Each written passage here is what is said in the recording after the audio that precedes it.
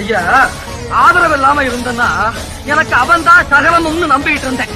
அப்படி இருந்த என்ன அவருடைய வேல்ல இருந்த மாணிக்க கல்ல நான் திருடிட்டேன்னு எனக்கு திருட்டு பட்டம் கட்டி கோயிலை விட்டு வெளியே போடா அப்படின்னு அனுப்பிச்சு வச்சுட்டான். நம்புறவங்களை கைவிட மாட்டான் அந்த முருகன் நீங்க சொல்றீங்க. என்ன கைவிட்டுட்டானே, இப்ப என்ன சொல்ல போறீங்க? முருகா முருகா, ஐயா பாத்தீங்களா பாத்தீங்களா, என் கஷ்டத்தை கேட்ட உடனே உங்களுக்கே கண் கலகுது. அப்பா, ஆண்டவனுடைய சோதனை எவனுக்கு கிடைக்கின்றதோ அவன் அருகிலே இறைவன் நெருங்குகிறான். 60 ஆண்டுகளாக நான் இறைவனை உபாசிக்கின்றேன்.